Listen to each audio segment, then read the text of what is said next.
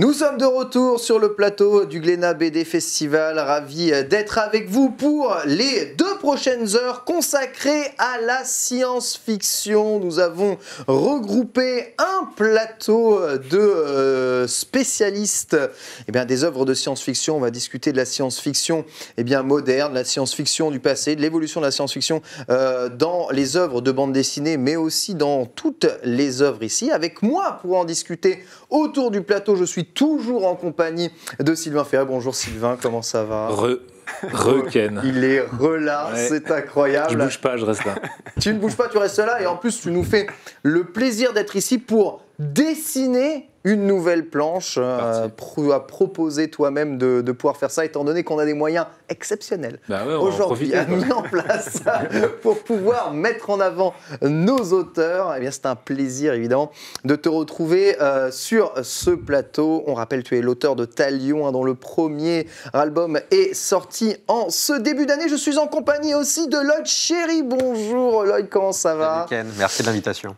C'est un plaisir, journaliste chez Le Point, spécialiste de science-fiction, mais aussi de fantasy, pop culture. Tu en parles chez Le Point. Tu nous fais le plaisir d'être ici justement pour nous parler de science-fiction ici autour et de nous apporter un peu ton regard d'expert. Comment vas-tu ? Très bien, ça fait plaisir de retrouver ce plateau, de retrouver l'équipe. T'es bien là, hein ? Ouais, pas mal, On est très très bien avec nous, 2 éditeurs de chez Glénat. On retrouve Romain Joly qui est ici, incroyable, avec son sourire phénoménal pour parler de ça. Et pour parler ici, de science-fiction toujours en forme, impeccable. J'ai enlevé le pull parce qu'il faisait un peu chaud, mais ça va, tout va bien. Alors toi, t'édites les BD Ubisoft, il y a beaucoup de science-fiction, les BD Ubisoft. L'univers de science-fiction, effectivement, Watch Dogs, le dernier opus, Watch Dogs Légion, c'est très anticipation, dystopie. Donc c'est vrai que c'est un univers qui est très propice aux jeux vidéo en général. Donc Ubisoft en fait partie. Ubisoft en fait partie, bien entendu. On retrouve aussi Benoît Cousin. Bonjour Benoît, comment ça va toujours depuis tout à l'heure aussi. Alors toi tu dis, toi t'as tout lu, la science-fiction, tu es blindé dessus. Oh, non, j'irai pas jusque-là, mais contrairement à Robin qui est la jeune garde des éditeurs chez Glénat, moi je m'occupe de Philippe Druyet, je m'occupe de Taino Liberator et Ranks, et puis j'ai une petite affinité avec le genre, donc voilà. J'ai petite connaissance du genre. Connaissance du genre, en toute modestie, bien entendu.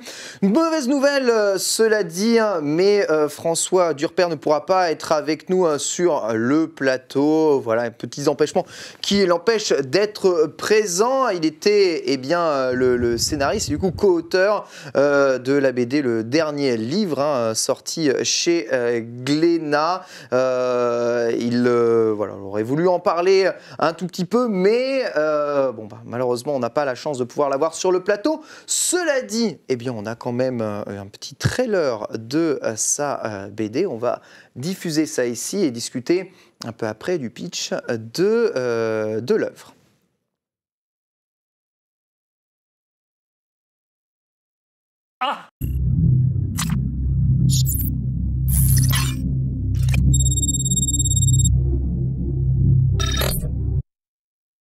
Voilà, c'était le trailer le plus rapide de l'histoire de l'univers, comme vous l'avez vu. Il était là, les moyens exceptionnels mis en œuvre ne vous ont pas échappé à vous, qui avez l'œil évidemment très très attentif. Le dernier livre, quel qu'il s'agit, alors est-ce qu'on appelle ça, c'est de la science-fiction, mais c'est quoi ? C'est un futur d'anticipation un peu, où on se retrouve avec globalement le président du faux Facebook à la tête du monde, et il va se conduire comme un véritable dictateur, voulant, comme beaucoup de dictateurs avant lui, supprimer la totalité des livres sur Terre. Voilà, l'information contre l'information, numériser tout. On se retrouve dans un monde où des résistants essayent de transmettre le savoir et les bienfaits de la lecture et du livre en dépeignant l'histoire justement de la littérature, l'histoire du livre et l'histoire de l'évolution du livre à travers les âges. Voilà, les groupes de résistants vont tenter de sauver la culture du livre et la culture de la connaissance dans le monde, et des idées évidemment divergentes. C'est aussi ça que ça sert, les bouquins, les livres, que ce soit les BD ou n'importe quoi, transmettre des idées quelles qu'elles soient, pour qu'ensuite les lecteurs puissent se faire leur propre avis et analyser un peu tout ça. C'est tout ce qui est raconté, en tout cas dans ce bouquin où, spoiler alerte, un virus a attaqué, l'humanité, très virulent. Hein. On porte des masques dans ce futur noir. Où va-t-il chercher toutes ces idées, hein? C'est surprenant. Voilà, c'est d'ores et déjà disponible. Disponible aussi, évidemment, Talion, tu nous en as parlé un tout petit peu, hein, Sylvain. Juste avant, tu peux nous résumer rapidement l'histoire encore de Talion pour tous ceux qui n'étaient pas là? Ouais, Talion, donc pour la refaire, c'est un... Genre, je m'en souviens plus. Ça parle d'effondrement écologique. Ça se passe dans un univers donc, de science-fiction qui est proche du cyberpunk avec de la fantaisie incrustée à l'intérieur, on va dire. Ce tome 1 raconte une histoire de problèmes de dépollution de l'eau et de traitement de l'eau et d'opposition entre classes sociales. Et dans cet univers, donc, au bord de l'effondrement, il y a plusieurs personnages qui gravitent et qui vont essayer de trouver des solutions. Voilà. Très bien. Impeccable. Tu vas dessiner d'ailleurs une planche qui est inspirée de ton œuvre. Ouais, tu seras cadré justement un peu après. Autre œuvre qui va paraître aussi chez Glénat, Hawkmoon. Benoît, tu veux nous en parler un tout petit peu? Le tome 1 sort bientôt. Où est sorti? Non, il va sortir, il est prévu pour le mois de septembre. Décidément, on concentre beaucoup d'événements dans les parutions Glénat sur cette fin d'année, effectivement. Ah, voilà, on voit la couverture en ce moment. Hawkmoon, en fait, c'est la deuxième série tirée des univers littéraires de Michael Moorcock qui va paraître chez Glénat. Ouais. Alors Michael Moorcock, il faut savoir que c'est un auteur britannique culte dont le personnage principal le plus connu est Elric, qui a donné lieu à une adaptation en 4 tomes pour l'instant chez Glénat. Et en fait, il a créé tout un univers qui tourne autour de la notion de champion éternel et de multivers. Alors aujourd'hui, on dit multivers, on a l'impression que c'est la propriété réservée de Marvel, mais pas du tout. Le multivers, ça existait avant, ça a été créé par Moorcock en l'occurrence. Et dans la cosmogonie moorcockienne, on va dire, il y a, à chaque univers, il y a un champion qui est chargé de faire appliquer entre guillemets la balance, c'est-à-dire d'être le garant d'un certain équilibre entre la loi et le chaos. Ça apporte différents noms dans les différents univers, mais voilà, il y a un garant de l'ordre. Donc dans Elric, ça se situe dans un univers complètement de fantasy, avec Hawkmoon, donc la deuxième série tirée de cette saga du champion éternel. On est dans un univers de science-fiction, mais ce que les érudits appellent la science-fantasy, c'est-à-dire que c'est un futur tellement dans le lointain qu'il y a une régression qui fait qu'on en revient à un fonctionnement quasi médiéval, mais il y a quelques rudiments de technologie qui existent encore. Donc on est dans un univers, grosso modo, on pourrait voir au premier abord type médiéval fantasy, mais de temps en temps vous avez un vaisseau spatial qui passe, des lance-feux, comme on appelle ça dans Hawkmoon, qui sont des espèces de fusils laser, ce genre de choses. Et en fait, Hawkmoon, c'est... Donc je vous ai dit que Moorcock était britannique, sauf que c'est pas n'importe quel britannique, c'est un fervent anarchiste, notre ami Moorcock. Et donc il déteste la royauté et la monarchie britannique. Il n'est pas très fier de ses collègues britanniques. Et donc dans Hawkmoon, il tire à boulet rouge sur le système de la monarchie britannique. Et donc les grands méchants dans l'univers d'Hawkmoon sont les grands bretons. Devinez qui est déguisé derrière les Grands-Bretons. Et en fait, c'est une histoire assez classique d'asservissement et de dictature grand-bretonne qui essaye d'asservir l'Europe. Et il y a quelques factions européennes qui essayent de survivre. Et entre autres, il y a le duc Dorian Hawkmoon qui fait partie des résistants et qui va essayer de mener la résistance contre l'impérialisme grand-breton qui fait... table rase de tout ce qu'il y a autour de lui. Donc voilà, la lecture... La lecture politique, on va dire, et la traduction est assez évidente. C'est d'autant plus savoureux de s'attaquer à Hawkmoon en bande dessinée aujourd'hui, quand on sait qu'on vit dans une Europe qui tend vers le fractionnement plutôt que vers l'unité, et où le Brexit est passé par là. Terrible. Donc voilà, déjà à l'époque, ça tapait à boulet rouge sur un impérialisme britannique déclinant, et Moorcock en rajoutait dans le côté, heureusement qu'il décline parce que c'est que des cons, c'est britannique. Et là, on rajoute la lecture d'aujourd'hui, et donc ça en fait une BD de science-fiction qui est à la fois très divertissante, mais en même temps très acérée dans son regard politique. Je vis dans un pays de cons, voilà le titre de l'homme. Lloyd, cet univers, tu le connais bien, l'univers de Moonrock, enfin de Hawkmoon, pardon. Alors, je connais plutôt bien l'univers d'Elric, de Moorcock, qui est un un vrai classique de la fantasy. En fait, quand on pense à la fantasy, évidemment, donc ça commence au 19e siècle, hein, le plus loin, la proto-fantasy. Et puis arrive Tolkien dans les années 50, donc Le Seigneur des Anneaux, immense chef-d'œuvre. Et Tolkien crée un genre, qui est le genre de la fantasy. Et c'est un type de fantasy assez classique, limite de la high fantasy, si on voulait un peu parler. Il y a plein de sous-genres après. Mais quand Morcorcan arrive, en fait, on arrive sur une fantasy qui est adulte, sur la dark fantasy. On n'a jamais vu un héros aussi compliqué avec Elric. Et en fait, c'est un vrai souffle d'air frais à l'époque, puisqu'il va vraiment créer avec ce personnage-là une espèce de saga qui est anti-Tolkien, quoi. Et ça, c'est très intéressant. Carrément, ouais. Ouais, bah, il y a deux écoles différentes. Tolkien, il y a tout un travail intellectuel. C'est un vaste monde où la langue est très importante, avec des elfes, c'est la lutte contre le bien et le mal. Dans Elric, le personnage est plutôt un personnage, un anti-héros. Clairement, un prince plus ou moins déchu, qui est en plus a des gros problèmes psychiques, plus ou moins. Donc ça, c'était très intéressant parce que on n'avait jamais vu ça. Donc Moorcock, c'est vraiment un des piliers. Hein. C'est un des maîtres de la fantasy. On a un peu tendance à l'oublier maintenant, mais peut-être avec une série Netflix ou HBO, ça reviendra et il sera redécouvert. C'est le seul espoir que les gens découvrent ces œuvres, c'est ça pour toi, les BD et on va dire l'univers continu ne se suffit pas à lui-même? Alors je pense que en tout cas la BD de Glénat et tout le travail qu'a fait Benoît sur la BD a beaucoup aidé pour en tout cas qu'un nouveau public découvre Elric. Parce que Elric c'est culte dans les années 80 en fait, c'est quand t'es ado dans les années 80 tu lis Elric. Et après, tu fais les jeux de rôle. Donc, c'est aussi hyper lié à cette tendance et à cette hype du jeu de rôle des années 80. Puis après, dans les années 90, ça se perd un peu et puis ça revient grâce à World of Warcraft, la hype jeu de rôle. Et on se rend compte que finalement, pour beaucoup d'œuvres de fantasy ou de science-fiction qui sont des œuvres un peu classiques, et heureusement qu'il y a Hollywood, heureusement qu'il y a des plateformes pour faire redécouvrir un nouveau public. J'étais venu ici sur le stream pour parler de Dune il y a quelques mois. Mais oui, c'est vrai. Qui est typiquement Dune, un livre des années 60, est redécouvert maintenant. Et on a vendu plus de 100 000 exemplaires cette année, rien que sur Dune, quoi. Donc, on voit que quand même, encore aujourd'hui, Hollywood et les plateformes vont permettre de découvrir un nouveau public. Et je pense que la BD aussi peut permettre ça. On est dans l'ère de l'image. Et heureusement, lire de la BD, c'est toujours plus facile que lire un roman. Donc je pense que la BD a encore ce potentiel de faire redécouvrir des classiques.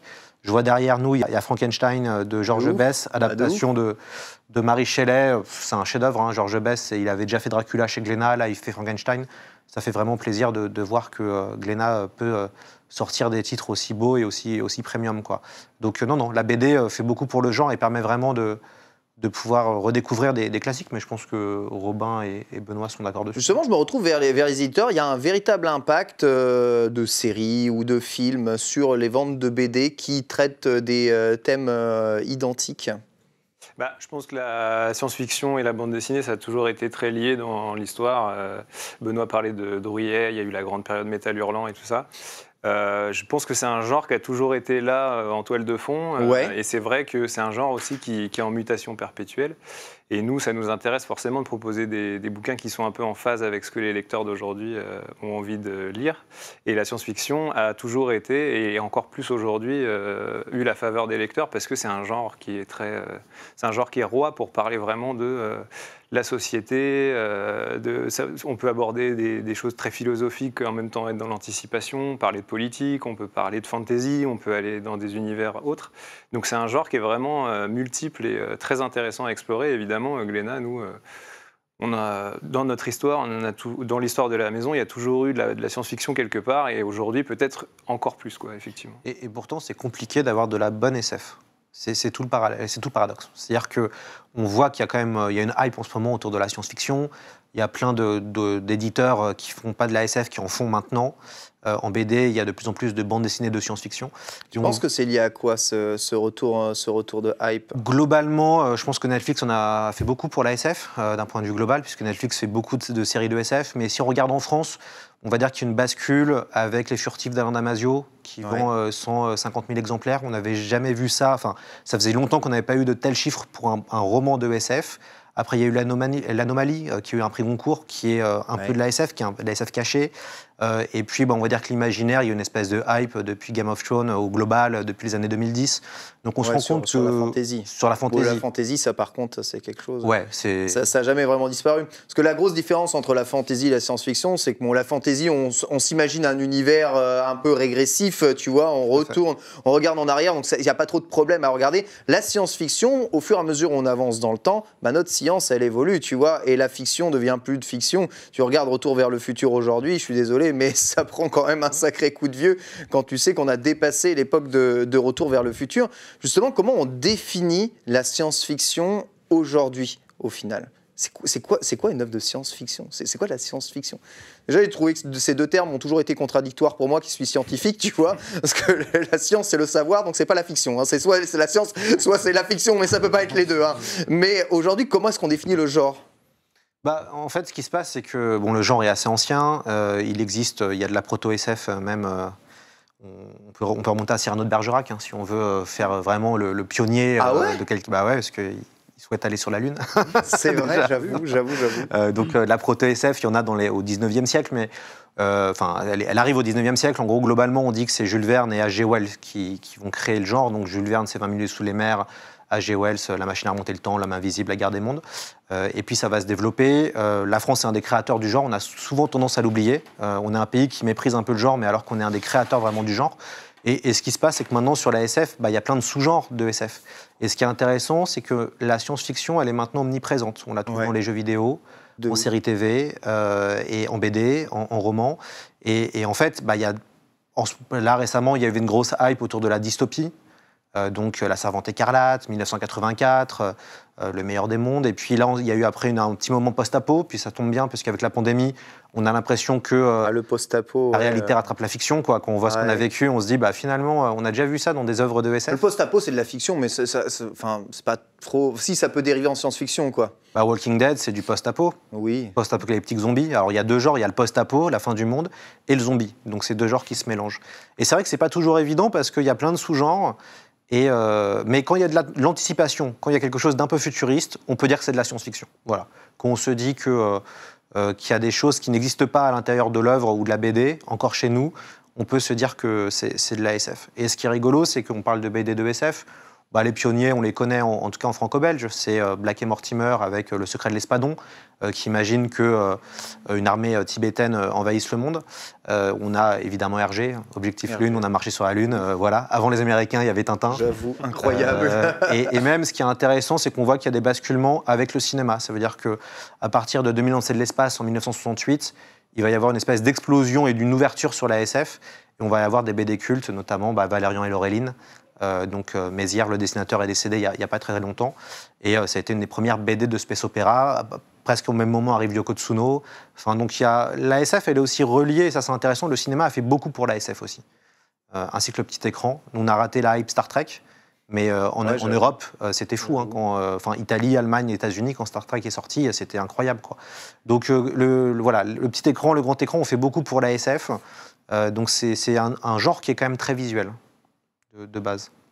Ouais, c'est vous. Moi, je regarde beaucoup ce qui se passe au Japon. Dans les années 70-80, la science-fiction était un genre roi. Aujourd'hui, il est un peu remis sous le plateau, à part quelques essais de Godzilla dans le futur ou des mechas qui sont purement leur science-fiction favorite.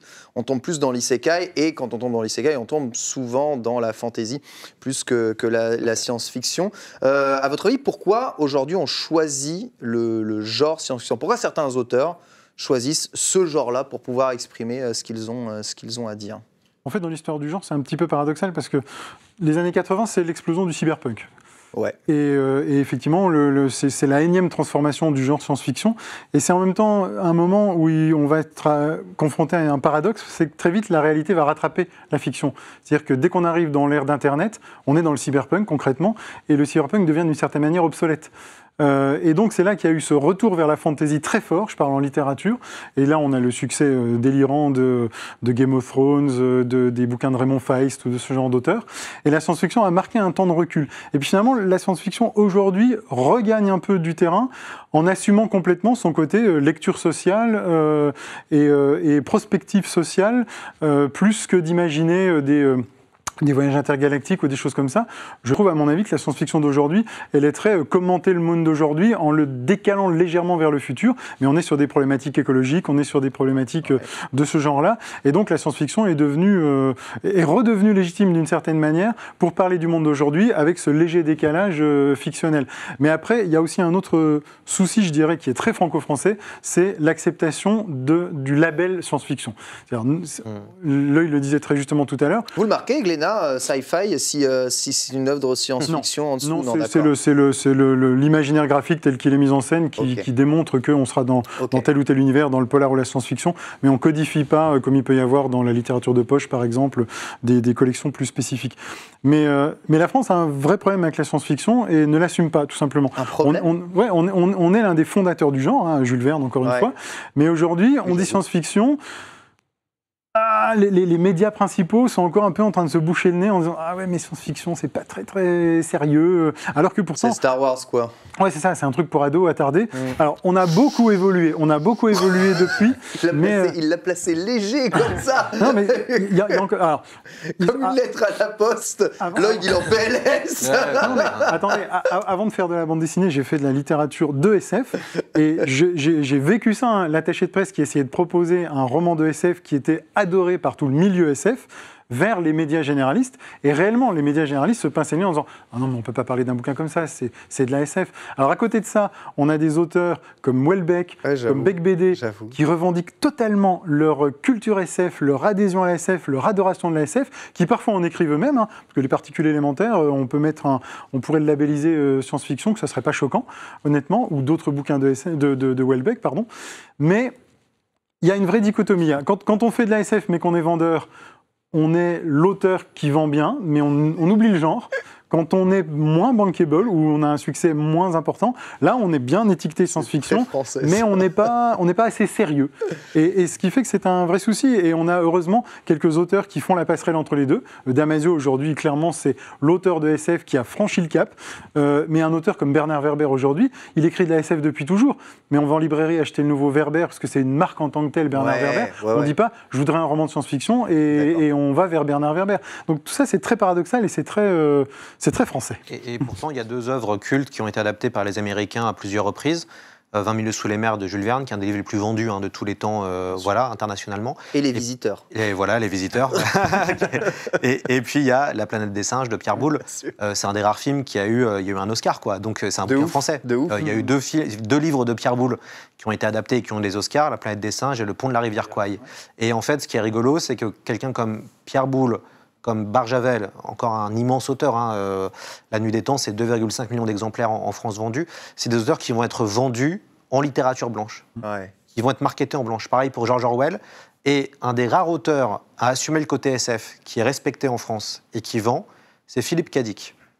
C'est Philippe K. Dick, c'est assez étrange, donc le créateur de Blade Runner, entre autres. Et tout de suite, c'est vraiment cet auteur-là qui est reconnu intellectuellement. Il y a des émissions sur France Culture, il y a des hors-séries. Et c'est un des rares où, même les libraires me le disent, on met du K. Dick sur un rayon science-fiction. On a des gens qui ne viennent jamais dans ce rayon-là, qui vont juste pour acheter du Philippe K. Dick. On est d'accord que pour vous, le cyberpunk, c'est de la science-fiction. Ouais, et puis même ce qu'on vit là, on est tous connectés sur notre portable en permanence, c'est du pré-cyberpunk. C'est un peu ça. Mais ce qui est intéressant, la question que tu posais, c'est pourquoi on fait de la SF ? Et je pense qu'on peut demander à notre ami qui dessine à côté. C'est ce que je voulais faire, justement.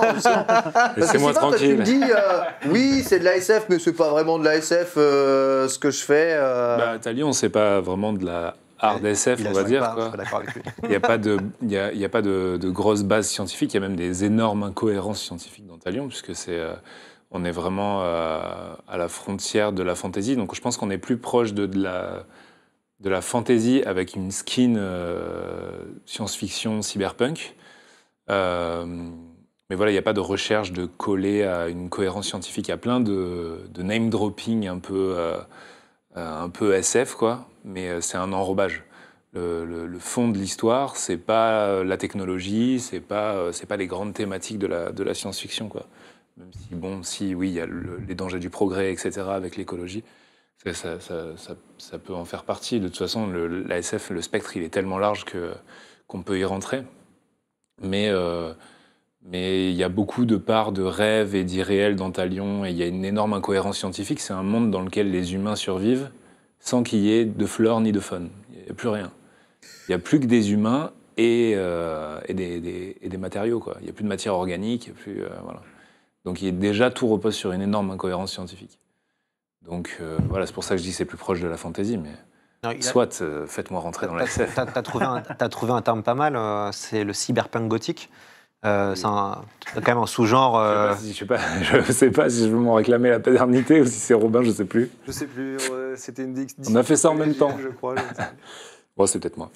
Mais je pense qu'il y a coupable. Il y a quelque chose d'intéressant aussi pour revenir sur la BD de science-fiction, c'est que je pense pour un dessinateur, la science-fiction c'est cool à dessiner aussi. Il y a des designs, il y a des on peut faire des robots, on peut faire des machines volantes, des tuyaux qui vont partout. Et je pense que d'un point de vue de plaisir graphique, il y a vraiment quelque chose d'intéressant à explorer. Et là, je pense, et ça fait partie des influences de Sylvain pour Talion, c'est que le manga a aussi beaucoup participé pour ça. Quand on pense BD science-fiction, le manga, il est forcément là quelque part. Il y a eu Akira, il y a eu Gun. Akira, bah oui. C'est vraiment des œuvres qui sont fondatrices du genre en bande dessinée, qui ont vraiment aussi apporté des nouvelles images en termes de science-fiction pour la bande dessinée. Et je pense qu'aujourd'hui, il y a toute une génération d'auteurs qui a vu ça et qui s'est dit, mais en fait, oui, c'est le pied à dessiner, je pense, des bâtiments, des choses comme ça. Enfin, il y a vraiment, en termes de design, des choses qu'on peut explorer qui sont hyper intéressantes, quoi. Et pour vous, Benoît et Robin, c'est quoi une bonne BD de science-fiction? J'aimerais bien avoir votre définition, parce que je pense qu'on n'a pas tous la même ici. Hein. C'est quoi une bonne BD de SF? Tu veux un exemple ou tu veux une définition du... Ouais, toi, c'est quoi pour toi une bonne BD de SF, quoi? Bonne question. Je dirais Valérian. Alors déjà parce que je me suis toujours pas remis de l'adaptation cinématographique. Non, du décès de Mézières. Bon, je me suis très bien remis de l'adaptation cinématographique, merci. Mais Valérian, je trouve que c'est une excellente BD de science-fiction parce que, alors moi je l'ai découvert gamin, j'y ai vu le côté premier degré, les vaisseaux spatiaux, l'héritage de la BD franco-belge avec le duo un petit peu mal assorti, mais en fait ils s'aiment vraiment, de Valérian et Laureline. Mais à le relire aujourd'hui, chaque épisode de Valérian raconte un enjeu fondateur du XXe siècle et, entre guillemets, théorise dessus, ou en tout cas le réinterprète sous un vernis science-fiction. Il y a la colonisation, il y a la fin des idéologies, il y a tous les grands sujets tous les grands mouvements qui ont traversé le XXe siècle sont dans Valérian. Et ça, mêler aussi brillamment cette lecture de fond qu'on n'est pas obligé de voir ou sur laquelle on n'est pas obligé de s'appesantir avec le pur divertissement, le pur plaisir simple de divertissement, je trouve que c'est une vraie belle réussite. Donc voilà, pour moi c'est un BD emblématique réussi de science-fiction. Alors moi si je dois name dropper ma BD de cœur c'est Gun en BD de science-fiction, enfin c'est un manga mais BD de science-fiction. Après moi je pense ce qui fait une bonne BD de science-fiction, ce qui fait une bonne œuvre de science-fiction c'est la puissance du concept parce qu'en fait la science-fiction c'est beaucoup un genre qui repose sur son concept, enfin un récit qui repose sur son concept de base. Tu parlais de Damasio, en général Damasio ce qui est très puissant c'est qu'on résume le bouquin en une phrase et on a envie tout de suite d'être dans l'univers qu'il a dépeint, et je pense que en BD aussi, c'est ce qu'on va rechercher. Bon, évidemment, il y a la richesse visuelle, les designs, etc. Mais il y a quand même ce truc de c'est quoi le concept de base et en quoi ça va m'accrocher, ça va me donner envie de découvrir qu'est-ce qu'il y a derrière ce concept, quoi. Je pense que c'est ça qui fait la force d'une bonne BD de science-fiction. Voilà. Et toi? Et toi, Lloyd? Alors moi, c'est le mélange du spectaculaire, d'un point de vue visuel. Là, il faut qu'on ait la sensation de voyager, ou de vivre quelque chose de différent en ouvrant un album de SF. Et le spéculaire, ça veut dire le spéculatif, ça veut dire la force du concept ou le travail intellectuel. Et une grande œuvre de SF, c'est ce qui va mêler les deux. Ça va être, par exemple, 2001 c'est de l'espace, Matrix, Blade Runner même. Et en BD, pour moi, mon grand coup de cœur, c'est l'Incal de Moebius et Jodorowsky, qui mêle vraiment très très bien les deux, qui est des pages incroyables visuellement, et tout un concept, tout un méta, toutes des idées qui vont très très loin. Et je pense que la complexité, c'est que, alors moi c'est en BD, mais heureusement pas chez vous, parce que vous êtes des bons éditeurs, mais la complexité, c'est qu'en fait, on se retrouve avec des bandes dessinées où les gens ne lisent pas de SF. Ils ont une culture de science-fiction visuelle. Ils voient les films, ils voient les séries. Ils ont lu quelques romans de SF à la mode qu'il faut lire, mais ils ne lisent pas de SF. Et en fait, on ressent que même si le dessin peut être super, on sent qu'en termes de concept, c'est compliqué, quoi. Ça va pas assez loin. Et c'est un vrai travail, en fait, de pousser le scénariste ou l'auteur-dessinateur à développer son concept, à vraiment à faire de l'eau chaude dans un monde d'eau tiède, quoi. Et tu penses qu'il y a une raison à ça, si ne développe pas assez? Parce que tu citais plein d'œuvres qui ont cartonné, mais tu vois, Tolkien, aujourd'hui ça cartonne, il y a une adaptation en film, etc. de l'œuvre de Tolkien. Mais à la base, on est d'accord que, même si Le Seigneur des Anneaux, c'est pas non plus très très simple à lire, il y a quand même un côté très manichéen, on voit où est le bien, on voit où est le mal, les personnages sont relativement simples à l'intérieur. Il y a une facilité de lecture, une facilité de se plonger dans l'œuvre. Tu vois, oui, tout est relatif, hein, évidemment. Hein. Tu vois, ça doit forcément être compliqué, une œuvre de science-fiction, ou pas? Non, c'est en fait, c'est pas une question d'être complexe, mais c'est vraiment une question de concept. On regarde 1984, par exemple, c'est assez simple, en fait, comme histoire. C'est un homme qui tente de survivre dans le pire régime dystopique du monde, quoi. Donc, c'est pas complexe comme histoire, mais par contre, c'est comment on va traiter de problématiques complexes et qu'on va faire réfléchir le lecteur.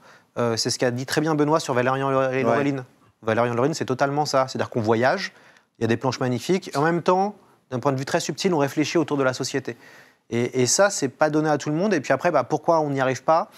Je pense que ce qui est difficile, c'est que la BD, ça reste quand même une industrie, qu'il faut produire un nombre d'albums par an, et que on n'a pas forcément le temps de travailler, éditeur comme auteur, de passer 3 ans sur un album, pour des raisons aussi économiques, hein, tout simplement. Donc c'est pas évident. C'est pas évident, et puis ça prend du temps. Je pense que d'arriver à travailler sur une œuvre, ça prend vraiment du temps. Enfin, faut demander à Sylvain comment lui il a réussi. Hein, tu vois. La jeunesse de Talion, tu peux nous en reparler un tout petit peu? Non, mais la jeunesse, non, mais c'est un vieux projet que je traîne depuis longtemps, depuis que je suis ado, et sur lequel je bosse vraiment depuis longtemps, et qui a mûri et qui a vraiment complètement changé avec l'évolution de ma culture, quoi. Ouais. Mais je pense qu'aussi, là-dessus, je te suis, Lloyd, c'est-à-dire que écrire de la science-fiction, c'est très exigeant, quoi. Si on veut vraiment rentrer dans le concept, justement, si on veut vraiment commencer à théoriser, tout de suite, on arrive dans une écriture très structurée où il va falloir commencer à créer des plans, etc. Et il faut du temps. Et c'est pour ça que moi, j'ai du mal à me sentir légitime dans la science-fiction. Si je me compare à un truc comme, je sais pas, Universal War, par exemple, de Denis Bajram, je me sens, ça pour moi, c'est... Parce que tu penses que tu n'as pas le background, tu n'as pas le doctorat en science-fiction qu'il faut derrière? Non, c'est pas tellement la question. Je pense qu'on peut être très littéraire et écrire de la bonne science-fiction. Je pense pas que ce serait un problème, mais c'est juste que ça demande du temps d'étudier, Oui, c'était plutôt là-dessus que je voulais aller. Non, mais je l'ai pas mal pris. Ça. Non, mais c'est juste que ça prend vraiment de temps. Ça prend vraiment du temps. Et aujourd'hui, pour écrire une bande dessinée, la plupart du temps, en tout cas quand on est auteur complet, quand on fait le dessin en même temps, on va écrire en même temps qu'on dessine. Ouais. Donc on écrit en même temps qu'on produit. Et quand on est scénariste de bande dessinée aujourd'hui exclusivement en France, on est obligé de faire plusieurs scénarios par an, parce que on ne vit pas avec un seul scénario par an. Ouais. Donc on fait plusieurs scénars. Donc peut-être qu'on en fait qui sont plus accessibles que d'autres, en tout cas, ou moins exigeants en termes d'études de concept. Mais si on fait de la SF, c'est très très chronophage, je pense, et ça demande beaucoup d'études, et économiquement, c'est peu viable, quoi. Donc pour s'y atteler, il faut être prêt à manger des pâtes, quoi. Il y a une réalité économique, hein, derrière le genre. Il y a quand même un regain d'intérêt du genre, mais pour des auteurs, s'intéresser à la science-fiction, c'est quoi? C'est l'assurance de se rentrer dans une niche? J'ose dire ça. Ce qui est aussi difficile, c'est que si tu veux proposer un bon concept, il faut que ton concept il soit original, donc jamais vu, quoi, entre guillemets. Je pense qu'on a déjà tout. Et comme c'est un genre qui a été beaucoup exploré, c'est compliqué de proposer un concept qui n'a jamais été vu. C'est pas un problème que tous les genres ont finalement aujourd'hui? Si, mais il y a un autre problème aussi en science-fiction, c'est que comme aujourd'hui la science a vraiment rattrapé la science-fiction en matière de découverte et tout ça, il y a un travail à faire pour se tenir au courant de ce qui existe dans la science pour pouvoir imaginer ce qui va arriver après, qui est encore plus colossal qu'avant. Ça, c'est vrai. Donc je pense que si tu veux proposer un bon concept et en même temps te tenir au courant des dernières avancées scientifiques, ça demande vraiment, pour le coup, un vrai gros travail qui prend du temps. Ouais. C'est quelque chose que tu partages aussi ?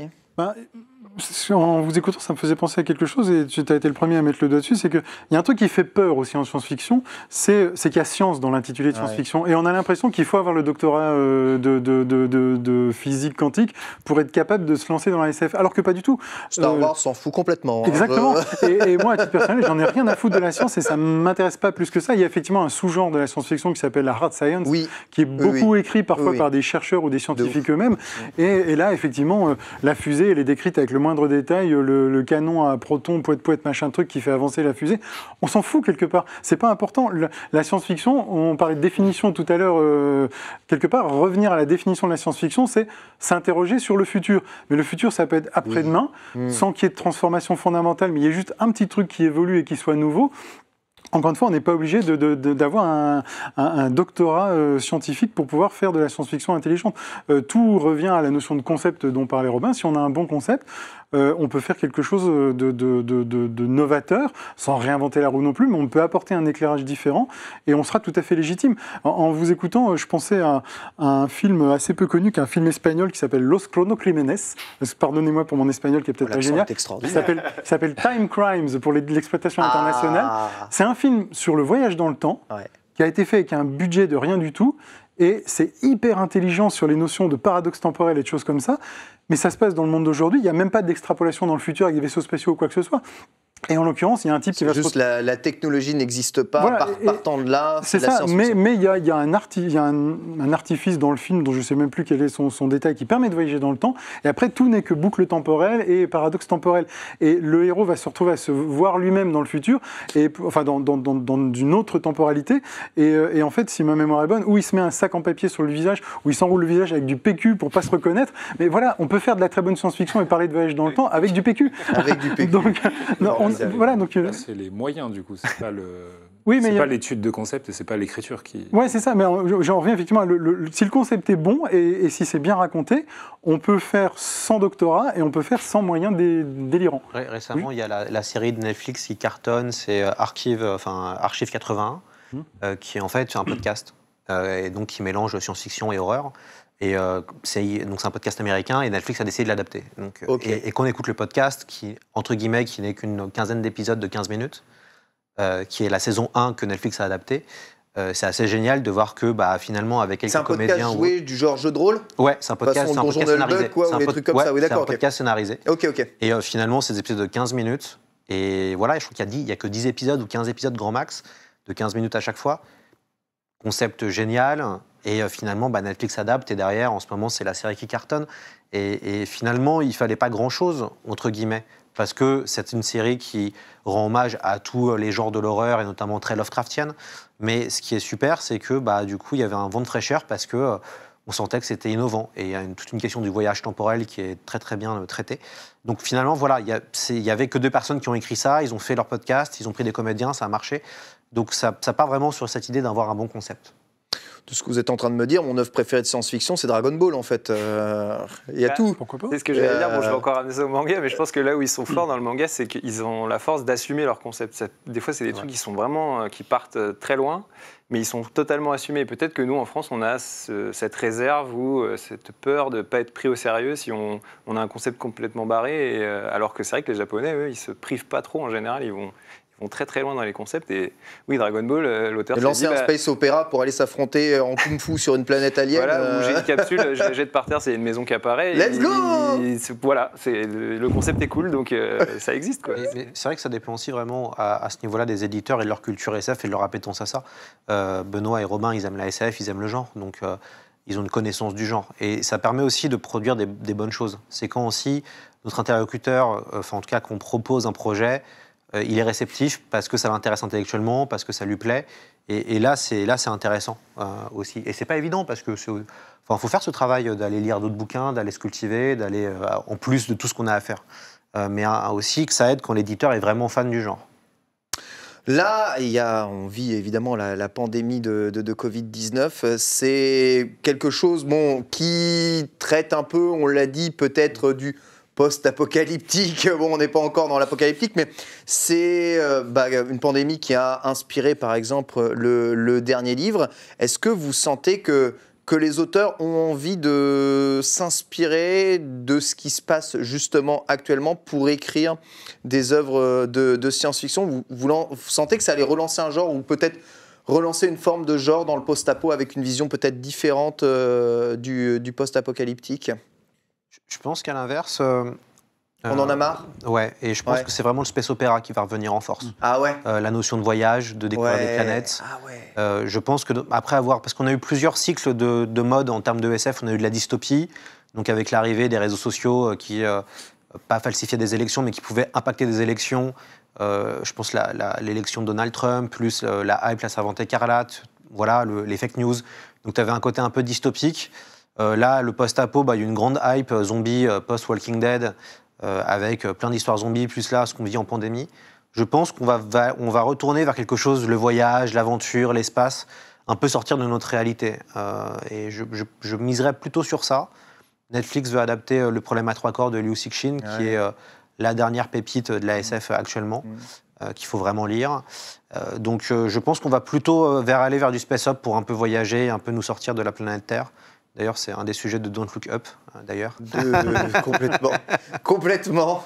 Spoiler alert, ça se passe pas bien. C'est votre avis aussi côté édition, côté BD? Vous voyez une remontée du genre où on va plus dans le space opéra que vers le post-apocalyptique en ce moment en termes de propositions?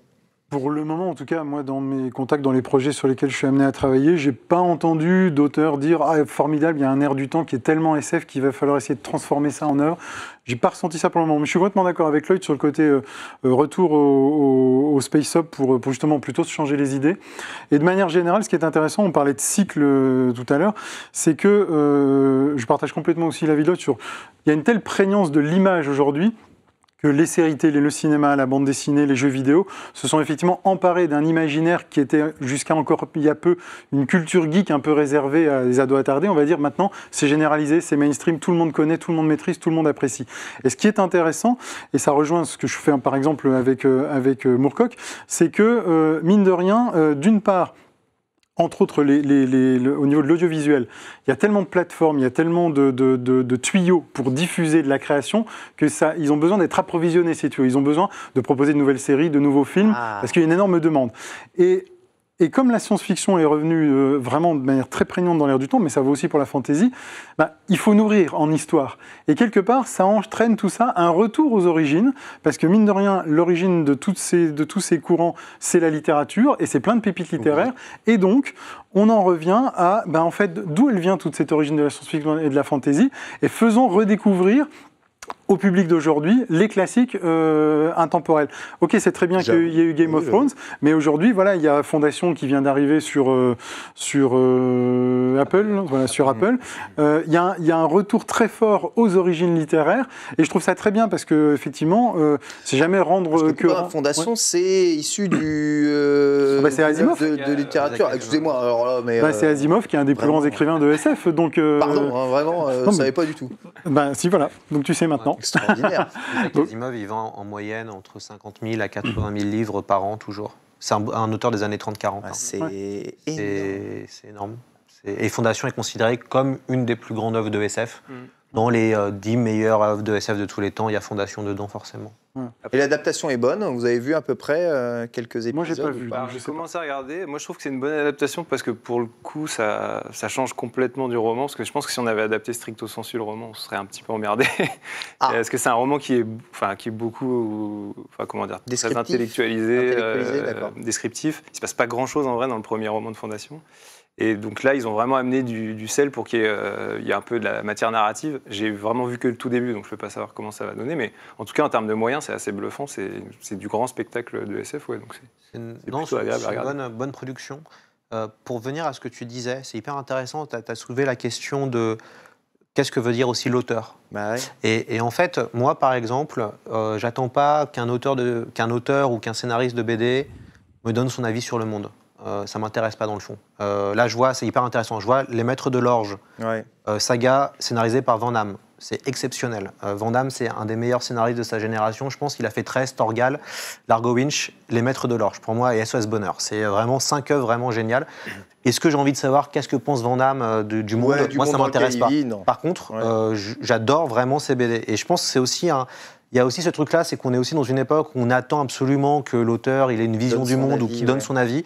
Alors qu'en fait, moi, j'ai plutôt tendance à me dire non, on fait juste la meilleure BD possible, la mieux scénarisée possible, et perd pas trop de temps finalement à essayer de nous donner un avis comme tout le monde fait en ce moment. C'est un peu la mode en ce moment, post-réseaux sociaux. Tout le monde doit avoir un avis, tout le monde doit l'exprimer. Des fois, je pense que tous les avis sont pas forcément bons à prendre, mais par contre, arriver à scénariser un bon album de SF, c'est difficile, mais quand c'est bien fait, c'est exceptionnel. Je te rejoins complètement. Mais pour ce que tu disais sur où est le futur de la SF quelque part, je pense que c'est aussi dans des, c'est pas pour tirer la couverture à moi, mais dans des œuvres comme Talion où tu as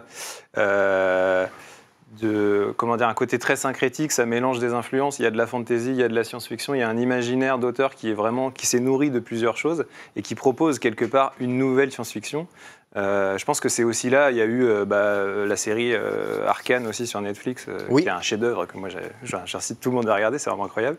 C'est vraiment ça aussi, c'est une espèce, c'est tiré d'un jeu vidéo, mais le jeu vidéo a toujours été très fort là-dedans, mais il y a ce côté Arcane, on ne saurait pas vraiment définir si c'est de la SF, si c'est de la fantasy, si c'est... Et c'est ça qui est chouette en fait, c'est qu'on ne sait pas le définir. C'est dur. C'est Arcane en fait, et je pense que le futur de la SF, ou en tout cas de l'imaginaire, il est dans ce genre de proposition qui mélange aussi les genres et qui mélange les références, quoi. C'est vrai, c'est assez intéressant.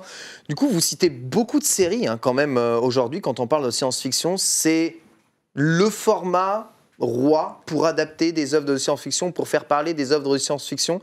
C'est plus la BD, c'est plus le roman, c'est plus le cinéma. Même, tu parlais de 2001, l'Odyssée de l'espace, c'est devenu les séries qui mettent le plus en avant le genre aujourd'hui?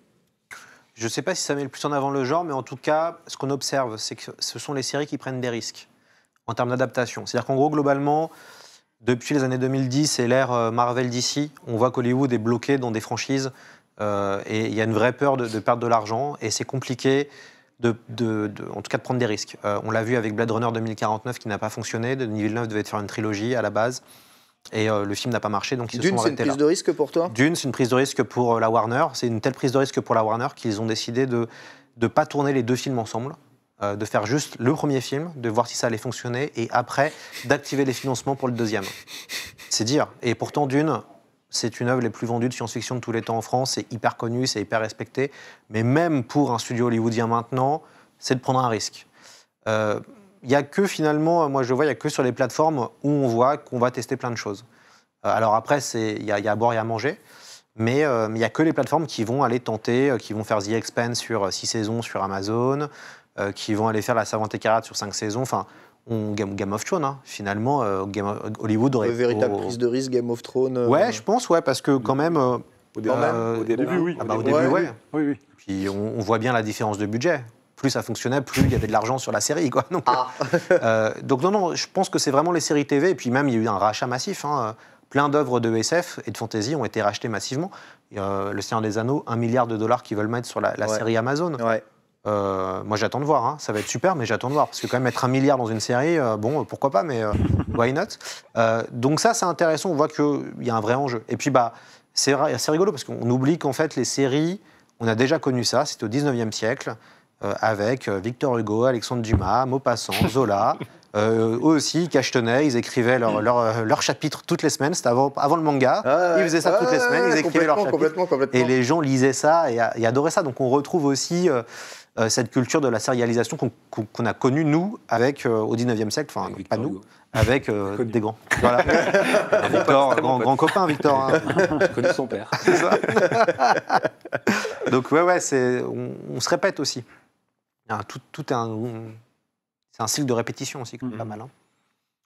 Ce qui est intéressant, c'est de voir que les jeux vidéo, par exemple, il va falloir se relancer un petit peu. C'est-à-dire qu'on sent maintenant que, je pense qu'ici, il y a beaucoup de joueurs qui nous regardent, mais on sent qu'on est beaucoup dominé par les franchises et que c'est compliqué pour les gros studios pour les gros studios de jeux vidéo de prendre des risques. Et on le voit avec les différentes critiques. Maintenant, les blockbusters AAA, on a connu une époque dans les années 80, 90, 2000, il y avait plein de types de jeux qui sortaient. Maintenant, on voit qu'il y a une espèce de concentration et que même les univers de science-fiction, finalement, vont tous un peu se ressembler, quoi. Donc c'est pas évident. Hein. En fait, on vit un âge d'or du contenu. On n'a jamais vu ça. On n'a jamais été aussi inondé par le contenu. Mais on vit une crise de la créativité. Fin d'année sort Starfield, justement, hein, des studios qui ont créé The Elder Scrolls. C'est pas un jeu auquel tu crois. Tu penses que Starfield aura du mal à se démarquer, je sais pas, d'un Mass Effect ou n'importe quel autre de science-fiction qu'il y a déjà eu dans l'univers du jeu vidéo? Le studio est quand même c'est un grand studio. Donc les Elder Scrolls, c'est exceptionnel. Après, il y a une vraie prise de risque. C'est une nouvelle franchise. C'est de la SF, il y a déjà des gros concurrents. Je pense à Destiny 2, par exemple, qui est un vrai concurrent de SF. On voit même le retour de Halo, qui est excellent, moi, je trouve, sur Xbox. On voit que c'est quand même que le genre SF est quand même pas mal attaqué. On a annoncé 3 nouveaux jeux Star Wars qui vont arriver, ça fait 5 ans. Ça fait partie de la non-prise de risque, justement. Bien sûr. Donc, on voit quand même que quand on essaye de prendre des risques, on peut se planter facilement. Je pense à Cyberpunk 2077, où le marketing a été supérieur au jeu. Ça veut dire que la promesse était tellement incroyable que ça s'est planté après pour plein de raisons.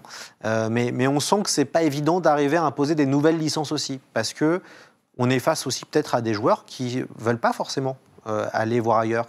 Quand on voit le succès de Marvel d'ici, où finalement ce sont des films qui se ressemblent plus ou moins tous avec des vraies qualités visuelles et compagnie, quand on voit que c'est ça qui marche, on se dit que c'est pas forcément évident d'aller chercher ces spectateurs-là pour aller voir autre chose.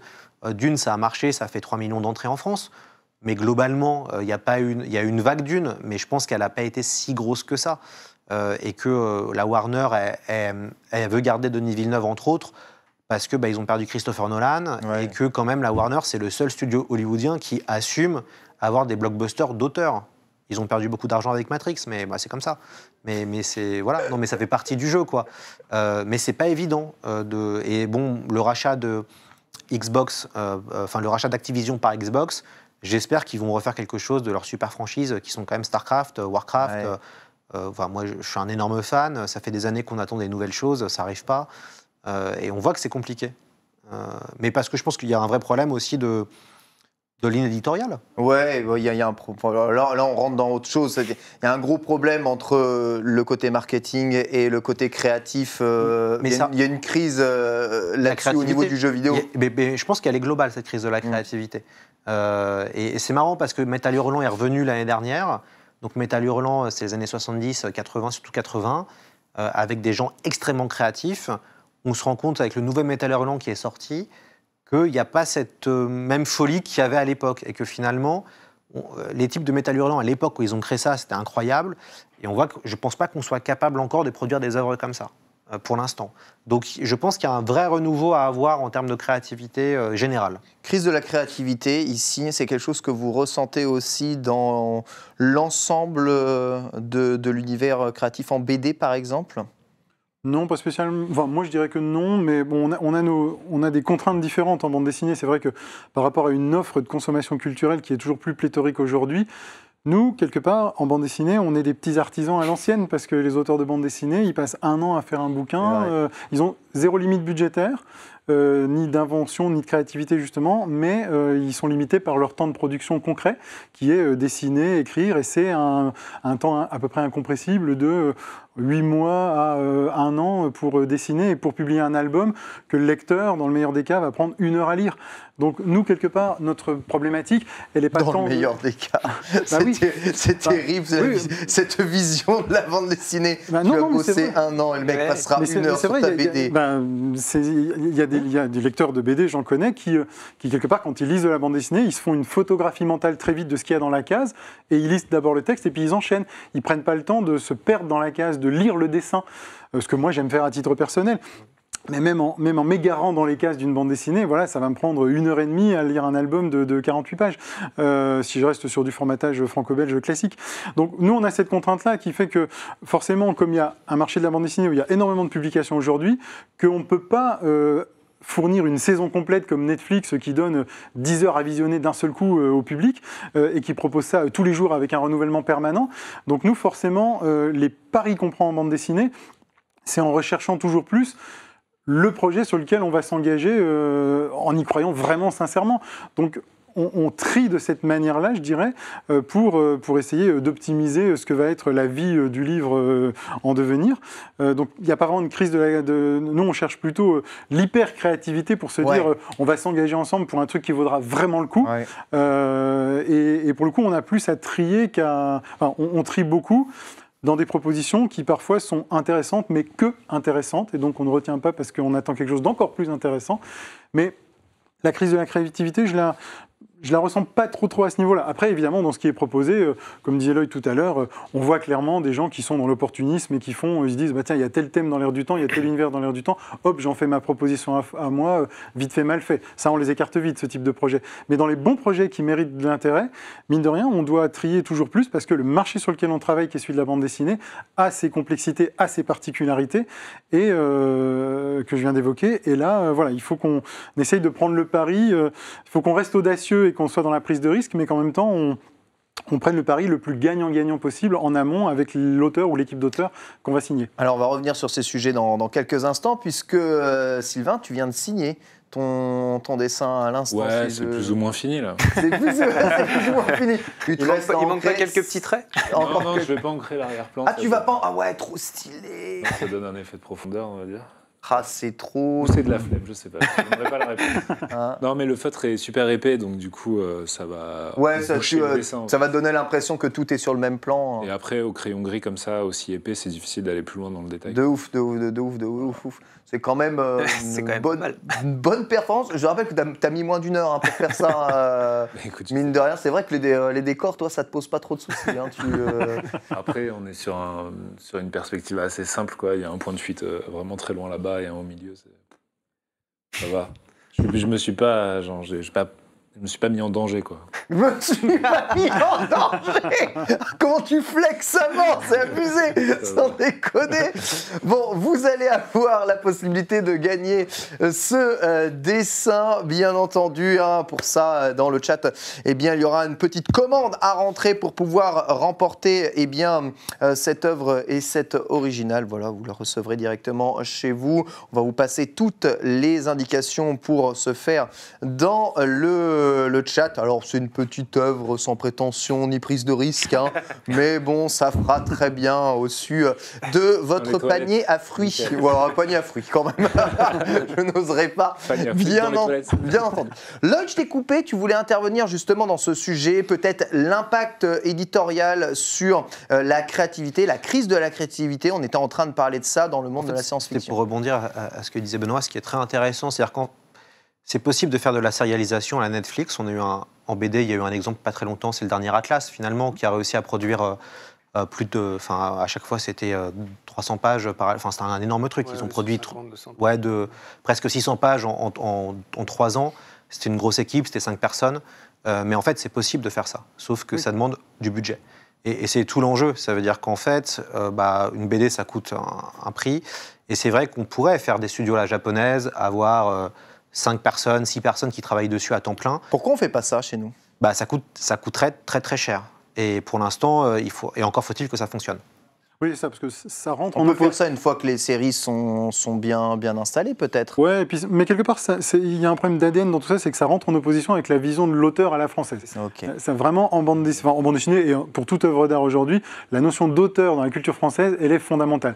Donc, disséminer le travail dans une équipe, c'est juste pas dans nos gènes, c'est pas dans nos habitudes. Alors déjà qu'on a pris des habitudes très américaines depuis peu à vraiment fractionner entre le dessin, le noir et blanc, la couleur, le lettrage. Ça, c'est des postes qui sont de plus en plus distincts et affichés, j'entends. Parce qu'à l'époque d'Hergé, il avait déjà 1000 assistants, mais tout était rassemblé sous le nom Hergé pour publier Tintin. Mais il avait déjà plein d'assistants. C'est pas si nouveau que ça, mais aujourd'hui, on l'assume et on l'écrit dans les crédits d'une bande dessinée. Mais au-delà de cette diversification des tâches, multiplier les dessinateurs sur une seule et même œuvre, c'est pas dans notre culture française. Donc il y a eu des tentatives plutôt ratées, je dois dire, qui en plus ont encore plus douché l'envie de s'y essayer. Donc il y a un vrai problème d'ADN là-dedans qui est qu'on n'a pas ce réflexe, on n'a pas cette envie d'aller vers ça.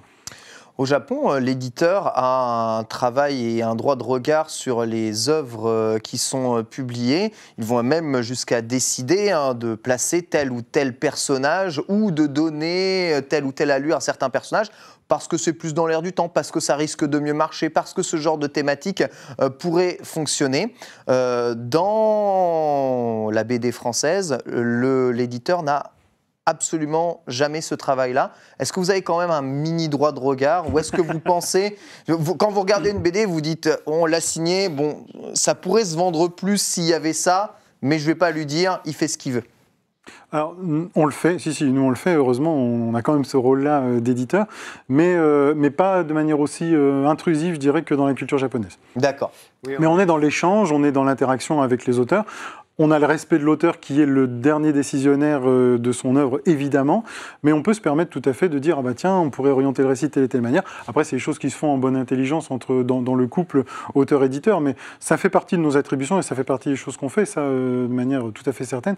Mais tel que moi je le pratique par exemple, j'ai jamais été jusqu'à dire, oh bah tiens, on va révolutionner toute ton histoire, à mi-auteur, on va prendre tel personnage pour en faire le personnage principal et tel autre, il va devenir secondaire parce que ce sera plus bankable. Non, ça, j'ai jamais été jusque-là, parce que j'ai jamais été confronté d'ailleurs au besoin de le faire éventuel, et parce que ce serait quelque part nuire aux intentions initiales de l'auteur et ça n'aurait pas beaucoup de sens. Robin.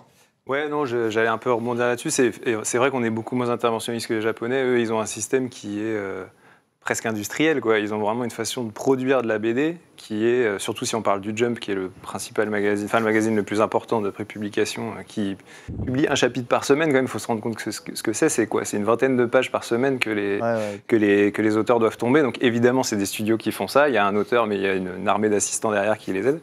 Et il y a aussi l'éditeur qui peut être là pour, voilà, comme tu disais, il y a tel sondage de popularité qui dit que tel personnage est plus populaire, donc est-ce que tu peux le mettre plus en avant dans le prochain chapitre, mort, hein, souvent, etc. Ça, c'est vrai que c'est une façon d'envisager le travail d'éditeur que nous, en France, je pense qu'on a beaucoup moins. Nous, on est plus au service de la proposition de l'auteur. Après, on est aussi là pour faire en sorte que sa proposition soit la mieux possible et soit la mieux reçue possible par le public. Donc ça ne nous empêche pas de donner notre avis. Mais c'est quand même l'auteur qui a le final cut à la fin, c'est ça qui est très important. Et après, je pense que chaque éditeur a aussi une manière de bosser qui est différente selon ses affinités et ce qu'il a envie de faire avec l'auteur. Mais je pense que globalement, on est quand même au service du récit de l'auteur. Lloyd ? Puis en fait, c'est une question de droit d'auteur aussi. Ça veut dire qu'en France, il y a le droit d'auteur qui appartient au droit d'auteur européen. Au Japon, aux États-Unis, c'est le copyright. Donc en fait, l'auteur n'est pas maître de sa série, en différence. Ça, c'est assez important. C'est la question du copyright. Donc déjà, c'est une autre vision du monde. C'est-à-dire que c'est une industrie. Au Japon, aux États-Unis, on va dire, on accepte le côté business, quoi. C'est avant tout fait pour faire de l'argent. Donc, par exemple, dans les magazines prépublication au Japon, si une série ne marche plus, elle est dégagée assez rapidement. Parce que y a les votes des lecteurs. Et donc, voilà, on va te dire, c'est arrivé pour Shaman King, hein. À l'époque, il y avait Shaman King, on lui a dit, d'ailleurs il en parle dans les mangas, il dit que c'est fini. On est désolé, c'est fini. C'est fini, j'ai 3 tomes pour finir en fait l'aventure. Ça ne marche plus assez. Et parce qu'on assume ce côté très l'américaine, l'anglo-saxonne, ce côté un peu business, quoi. En France, c'est pas du tout notre culture, déjà de parler d'argent, voilà. Et il y a ce côté autoriste qui arrive avec la nouvelle vague dans les années 50, à peu près, où finalement tout est question d'auteur. On va parler d'artisanerie. Et on va pas parler...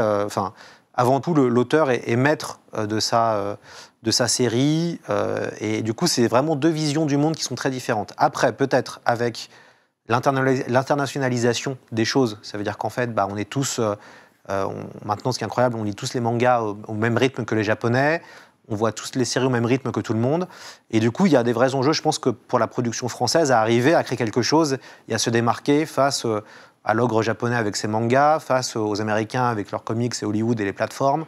Voilà, donc alors justement, des vrais enjeux. La production française de science-fiction se vend bien à l'étranger? On arrive à s'internationaliser et à vendre ailleurs? Non.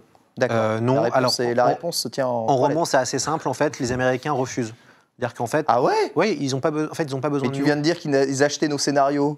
Non. Alors en fait, ce que je veux dire, c'est que la complexité pour nous, c'est d'exporter, à part aux jeux vidéo avec Ubisoft, c'est d'arriver, et d'autres choses, hein, Tintin, Astérix, les Schtroumpfs, ça fonctionne. Astérix, ça se vend quand même ailleurs. Ça se vend ailleurs, mais c'est compliqué pour nous d'arriver à exporter nos franchises culturelles. Et en fait, ce qui est intéressant, et d'ailleurs en roman de SF, par exemple, les plus gros succès français en SF ne sont pas traduits aux États-Unis. Mais les éditeurs américains n'en veulent pas. Ils le disent. De toute façon, ils ont un tellement gros marché que pourquoi on va aller perdre de l'argent à aller traduire un bouquin, d'acheter les droits, ça ne nous intéresse pas. Donc il y a aussi un vrai... c'est du soft power. En Chine, maintenant, la SF, avec Liu Cixin, c'est un truc de soft power. Et donc Hollywood, voilà, tout ça, c'est du soft power. Donc nous, il y a un véritable enjeu à arriver à exporter nos produits culturels, nos œuvres. Ubisoft le fait très bien. Je pense déjà en BD, c'est plus facile d'être publié aux États-Unis ou en Angleterre, mais en roman, c'est très très difficile. Damasio n'est pas traduit encore. Il faut réussir à le traduire. Ouais. Et c'est pas traduit quand même. Voilà, la problématique reste la même en bande dessinée par rapport au marché anglo-saxon. Effectivement, ils ont un marché domestique qui est tellement approvisionné avec tout ce qu'ils ont comme production locale qu'ils n'ont pas besoin de nous concrètement. Pas besoin, non, d'accord. Ouais. C'est juste une sorte de besoin, du coup le marché propose nos bandes dessinées de science-fiction et ils répondent on a déjà des univers relativement similaires quand on regarde dans telle franchise de chez DC ou telle œuvre qu'on a sur notre marché domestique. Et après, comme ça coûte de traduire, on n'a pas besoin de vous les Français, salut. Contre-exemple intéressant avec Snowpiercer. Snowpiercer, Bong Joon-ho découvre la BD, un truc, en plus c'est une BD volée, piratée. Il l'adapte, donc on a une série française qui a été adaptée. Et ce qui est intéressant, c'est que c'est l'exception qui confirme la règle. Et d'ailleurs, ce qui était génial, il faut que l'auteur, il faut qu'il voit les problèmes de droit, c'est que l'auteur n'a pas touché d'argent sur l'achat de droits de l'adaptation de Netflix, par exemple. Ah ouais, c'est un truc incroyable. C'est-à-dire qu'il y a une série Netflix qui sort sur son œuvre, il n'a aucun droit de regard sur son œuvre. Il faut qu'il prenne un avocat, normalement ça devrait fonctionner. Ce qui est bien avec les Américains, c'est qu'on peut dealer avec eux. Il y avait cette histoire avec l'auteur de The Witcher aussi, qui avait cédé les droits de son œuvre pour rien du tout. Rien. Et qui, une fois qu'il a vu que The Witcher se vendait à 1 million, fait écoutez, on va peut-être me redonner un peu d'argent. Mais il y a aussi cette culture-là du deal, du business procéduré, en fait, et des contrats, de tout ça. Et ils sont beaucoup plus là-dessus. Donc, on voit à quel point c'est compliqué. Après, ça a aussi à demander à des gens comme Sylvain, à des artistes comme Sylvain. Est-ce que toi, tu voudrais avoir un staff avec toi, avoir des assistants et produire comme un Nippon toutes les semaines ou comme un Américain on va dire, dans la moindre mesure, déjà avoir une œuvre qui s'exporte aussi à l'étranger ou dans d'autres langues. Après, oui, pour l'export, pourquoi pas. De toute façon, plus de lecteurs, c'est toujours cool, quoi. Voilà. Donc évidemment, ça fait toujours plaisir, je pense, de voir sa BD traduite, etc. Après, pour le rythme de travail, je sais pas. Je pense qu'il y a peut-être une hybridation à faire entre notre façon de travailler et les inspirations d'ailleurs, quoi. Mais franchement, déjà, le rythme de la bande dessinée, il est vraiment vénère. Alors après, en manga, c'est encore plus, quoi. C'est une notion de sacrifice qui rentre dedans et qu'on n'a pas forcément adopté, mais quoique, quoi. Franchement, il y a beaucoup d'auteurs français qui se mettent quand même en danger pour travailler. C'est ton cas ? Ça a pu l'être, ouais, dans des périodes. Maintenant, aujourd'hui, ça va parce que je travaille plus vite et du coup, je me suis imposé des règles, quoi. J'en avais déjà, mais je sais pas, moi, je fais quand même des énormes semaines. Alors après... ça n'a encore toujours rien à voir avec un mangaka quand même. Mais les mangaka, ils finissent à l'hosto régulièrement, quoi. Je veux dire, c'est un truc très commun, quoi. C'est vrai. Même avec plusieurs assistants, même avec... voilà, donc non, je pense que c'est pas un truc qui est particulièrement souhaitable pour nous, quoi. Mais ça reste des conditions de travail extrêmement difficiles, donc alléger son travail, le partager, c'est un truc qu'il faut penser à faire, je pense, ouais. Mais il faut en avoir les moyens, quoi. Donc c'est encore une autre question.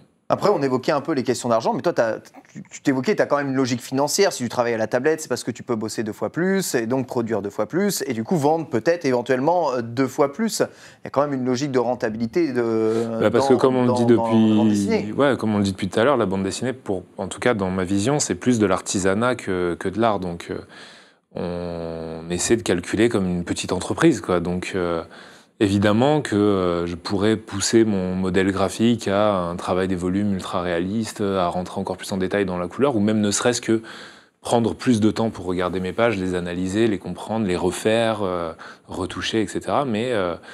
Mais si on veut vivre de la bande dessinée décemment, au moins un minimum, quoi, il faut, je pense, s'imposer des règles. C'est souvent un danger quand on commence, quoi. On se dit, bah ok, j'envoie mon dossier, je suis capable de ça en termes de dessin. Et souvent, on est capable de beaucoup. Et après, quand on commence à produire, on doit tenir ce qu'on a fixé quand on a envoyé notre projet. Et là, c'est un peu la douche, quoi. C'est-à-dire qu'on se rend compte que le rythme, en fait, il va être vraiment vénère pour arriver à tenir ce qu'on s'est imposé. Donc, moi, ça a été le cas, quoi. Hein, quand j'ai commencé, j'ai envoyé un projet avec un modèle graphique. Et après, je me suis rendu compte que j'avais du mal à le suivre, quoi. Donc, il a fallu charbonner à fond. Et franchement, c'était pas parfait. Loin de là. Et après, ça prend du temps, c'est de l'expérience. On commence à trouver un petit peu ses habitudes. Mais aujourd'hui, Talion, c'est pas... il y a toujours de l'insatisfaction dans ce que je fais, quoi, parce que je manque de temps et parce que je suis obligé de penser avec une logique de je fais et je ferai mieux la prochaine fois si je suis pas satisfait, quoi.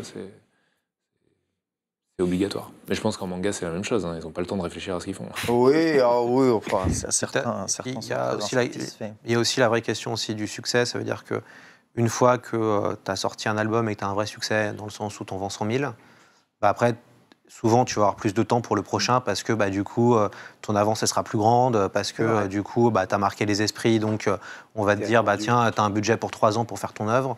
Et il y a aussi, c'est ça qui est aussi très dur, en fait, quand on sort un livre ou quand on sort une BD. C'est que les chiffres ne mentent pas, quoi. Donc, du coup, c'est aussi à la recherche de ce fameux succès, moyen succès ou autre, qui va permettre pour la prochaine aventure d'avoir une plus grosse avance, de passer plus de temps. Oui, mais ça, encore une fois, c'est encore la face visible de l'iceberg, quoi. Bien sûr. Et parce qu'après, c'est une sorte de serpent qui se mord la queue, c'est-à-dire que... avec le succès, tu as d'autres tâches qui s'accompagnent. Non, c'est pas ça que je veux dire, mais c'est qu'en fait, on n'a pas vraiment le temps d'écrire. Donc, on écrit en produisant, donc et en fait, avoir un succès, c'est déterminé par tellement de facteurs non identifiables, quoi, que ça tient presque ça peut tenir de la chance, quoi. Bon, évidemment, il y a le travail, il y a plein de choses, et puis il y a des succès modérés, quoi, mais souvent, il en reste qu'on va être dans une boucle il faut que je fasse mieux pour obtenir un succès, donc je vais devoir travailler plus, donc travailler sur le temps de travail que j'ai déjà. Et en fait, on s'épuise, quoi. Donc, c'est un danger aussi. Lorsque vous éditez justement des œuvres de science-fiction, vous en recevez probablement beaucoup, pas mal de propositions. Vous devez trier, choisir exactement laquelle va aller être publiée, lancée en série. Qu'est-ce qui détermine réellement ce que vous allez choisir? Qu'est-ce qui détermine réellement vos choix? Est-ce que vous avez des facteurs qui vous disent ça, c'est une BD qui peut fonctionner, qui peut être un véritable succès dans ce genre? On va parler du cas de Talion, parce que pour le coup, ce qui s'est passé, c'est que j'ai vu passer le projet et j'ai décidé de le suivre, donc c'est qu'il y a quelque chose qui a fonctionné. Dans le cas d'un dossier de BD, je pense par rapport à un manuscrit de roman, c'est que nous, on a la chance d'avoir des images tout de suite qui peuvent nous accrocher, et c'était le cas de Talion, c'est que j'ai cliqué sur le PDF, j'ai ouvert et j'ai vu les premières pages et je me suis dit, ah oui, là, il se passe un truc visuellement. Et là, je me suis intéressé du coup à ce qu'il y avait dans l'histoire, et en lisant le concept et l'histoire, je me suis dit, eh bien là, ce qui marche, c'est que le dessin est au diapason avec ce qui est raconté. Et en fait, c'est ça qui est important, c'est qu'on s'en moque quelque part du style de dessin. Tous les styles existent, tous les styles peuvent être bien. Ce qui compte, c'est que le dessin soit en phase avec ce qui est raconté. Et là, pour le coup, dans le cas de Talion, c'est ça qui a marché. Et en plus, le concept m'intéressait, l'univers visuel et l'ambition de la série me plaisait. Donc du coup, c'est cette espèce de mariage de choses qui fait que le dossier m'a intéressé, quoi. Donc je ne sais pas si chez Benoît c'est pareil, mais j'imagine qu'en général... Le dessin, c'est la première chose. C'est la première accroche. Oui, et puis je dirais par rapport à ce que disait Robin en plus, c'est que on a un coup de cœur pour le projet en tant que tel, qui passe d'abord et avant tout par le dessin. Après, on décortique un petit peu l'histoire. Est-ce qu'elle est originale? Est-ce qu'elle est plaisante? Et après, il y a un petit côté opportuniste aussi qu'il ne faut pas oublier, parce que notre mission, nous, d'éditeurs, c'est certes de publier de bons et beaux livres, mais c'est de publier des livres qui se vendent. Oui. C'est ce que souvent je rappelle à des jeunes auteurs ou autres, c'est que notre métier, on n'est pas que des bienfaiteurs de l'art. On est très content si effectivement les œuvres qu'on publie rapportent plein de prix et des choses comme ça et deviennent des incontournables du 9e art. On en est ravis, c'est le Graal absolu. Mais d'abord avant tout, il faut qu'on fasse des bouquins qui se vendent pour permettre ne serait-ce qu'à l'auteur de continuer sa série. C'est bien pour vous, mais c'est surtout bien aussi pour l'auteur. C'est bien pour tout le monde. S'il se lance dans un projet... Voilà, c'est ça. Donc ça doit être gagnant-gagnant pour tout le monde. Oui. Donc effectivement, quand on reçoit un projet et quand on est séduit, il faut aussi avoir un certain recul par rapport à ses goûts personnels. On peut être séduit par un projet en disant « ça c'est super génial, mais c'est tellement hors norme qu'on va dans le mur commercialement ». Et il faut savoir avoir ce recul-là. Il faut donc aussi se réfléchir en disant « bon, ça s'inscrit dans quel courant qui est dans l'air du temps ou qui n'est pas dans l'air du temps. Donc est-ce qu'on peut imaginer qu'on va construire un marketing intelligent autour avec des références qui parleront au public quand on mettra ce projet sur le marché. Donc voilà, c'est une combinaison du coup de cœur et d'appréhension très subjective du projet avec quand même une certaine vision du marché pour se dire on s'engage à bon escient en accompagnant ce projet-là. On va revenir un peu sur la science-fiction et une question qui distingue le concept de science-fiction et celui de space opéra. Est-ce qu'il y a une véritable différence entre les deux? Est-ce que l'un est inclus dans l'autre? Quelle est véritablement la différence entre les deux genres? Alors en fait, science-fiction, c'est un terme générique qui va délimiter un genre. Et après, il y a, je crois, 8 ou 9 sous-genres. Space opéra, anticipation, dystopie, post-apo, art science, uchronie, steampunk... Cyberpunk. Ouais. Et je pense qu'on a fait 8. Ouais, 8. L'Uchronie, c'est aussi un genre de la science-fiction. Et si, science fantasy. Oui, science fantasy. Voilà, qui mélange, qui est arcane. Oui. Science-fiction fantasy. Donc science-fiction, puis après on a 9 sous-genres. Et chaque sous-genre, on va dire, a des codes qui lui appartiennent. Donc le space opéra, ça va être le voyage, les planètes, les aliens, l'aventure. Donc exemple, Mass Effect. Et Dune, et Star Wars, pardon. Et Dune, c'est de la planète opéra, mais Star Wars. Et encore, Star Wars, on peut dire que c'est... On peut dire que Star Wars, c'est du space fantasy. Enfin bon, il y a différentes discussions. C'était une question qui était posée dans le chat. Est-ce que c'est vraiment de la science-fiction Star Wars ou est-ce que c'est plus un conte de la fantasy dans l'espace, quand même. Ouais, c'est ça, un conte de fées dans l'espace. À partir du moment où on accepte le fait que science-fiction, c'est raconter une histoire qui se passe dans un futur indéterminé et que la science en elle-même ou la crédibilité de la science n'est pas un présupposé fondateur. C'est quoi, au début de Star Wars, qu'est-ce qui se passe? Je sais que c'est dans une galaxie fort lointaine, mais est-ce qu'il y a une notion il y a bien longtemps. temporelle? Il y a bien longtemps. Donc c'est passé. Logiquement, ce serait de la science fantasy. La notion d'instantanéité dans l'espace, elle n'est pas très claire de toute façon. Oui, c'est ça. En fait, c'est la question des Jedi. C'est eux qui mettent le doute pour savoir si c'est de la science-fiction ou de la fantasy, de la space fantasy. C'est la question du Jedi, c'est la question du don, la force. Voilà. C'est une manière de dire il était une fois et de revenir au conte de fées. En fait. C'est exactement ça. Et le carburant. C'est ça. Carburant qui n'existe pas. Tout à fait. mais quand on regarde Boba Fett ou Mandalorian, on est plus dans quelque chose, et encore ça dépend, sans bébé Yoda, on a un côté western, très space opéra, très hommage au western, à plein de choses, à plein d'autres films, au Shambhala et compagnie. C'est ça. Et du coup, on est plus dans de la SF, mais voilà. La Tour sombre de King, c'est de la science-fiction pour vous ou pas? Demande le chat. C'est vraiment l'une des œuvres synthétiques les plus emblématiques. C'est qu'il y a de l'horreur qui est l'ADN de King, on va dire. C'est clairement de la science-fiction, mais il y a tout autant de la fantasy dedans. Donc c'est l'œuvre qui recoupe tout, quelque part. Donc quelque part, vous pouvez mettre l'étiquette que vous voulez sur la Tour sombre. C'est de la K-pop, quoi. Vous aurez toujours raison. La Tour sombre, il y a tout dans la Tour sombre. Voilà. Il y a même une dimension méta, parce que King se met lui-même en scène à un moment en train d'écrire l'œuvre. Donc il y a tout. Et chaque tome, en plus, correspond à un genre très précis. Le premier, c'est vraiment du western fantastique, plus ou moins. Et puis après, ça évolue. À lire. C'est à lire, en effet, c'est à lire. Donc, ok, space opéra comme étant un sous-genre de la science-fiction. Et dans le space opéra, après, il y a d'autres sous-genres. C'est-à-dire qu'il y a ce qu'on appelle le planète opéra. Opéra, c'est Dune. Parce que dans on reste sur une planète donnée. Il y a des vaisseaux, mais tout est sur Dune. C'est ça. C'est une planète opéra. Tout se passe c'est là. C'est toi qui viens de l'inventer, celui-là. Non, ça existe vraiment. Ouais, j'avoue. Il n'a pas lu mon livre. Ça existe vraiment. C'est vrai que le space opéra, c'est la dimension la plus facile d'abord, la plus évidente pour le grand public de la science-fiction, parce que c'est ce que les anglo-saxons appellent le sense of wonder, c'est juste le dépaysement. Effectivement, dès qu'on est dans le futur, je ne vais pas parler de temporalité, mais dès qu'on est ailleurs, avec une planète bizarroïde ou des planètes bizarroïdes, des créatures différentes, des systèmes de castes, de races, de personnages différents et tout. Voilà, on est totalement dans le dépaysement et on est dans le space-op. D'accord, ok, c'est pas forcément... C'est vrai que dès que je vois plusieurs espèces différentes cohabiter, je me sens directement dans un monde de fantasy, tu vois, avec que ce soit des monstres, des humains ou des elfes, des machins. Donc je me plonge un peu là-dedans et je me dis que c'est juste une transposition avec souvent d'autres types d'humanoïdes c'est de la fantasy du futur, on va dire, le space-up. Voilà, ouais, c'est ça. Ça correspond à plein de sous-genres. Puis c'est rigolo, on peut avoir par exemple, vous regardez la série Halo, Ouais. on est dans de la science-fiction militaire. Oui, c'est ça. Dans du space opéra en même temps, mais il y a de la SF militaire. SF militaire, ça va être Starship Troopers. Voilà, le meilleur exemple. Starship Troopers, c'est de la science-fiction militaire. C'est StarCraft. StarCraft aussi, ouais. Mais c'est vrai que c'est un genre qui est très apprécié aux États-Unis. Les Américains adorent ce genre-là. En France, on en a assez peu.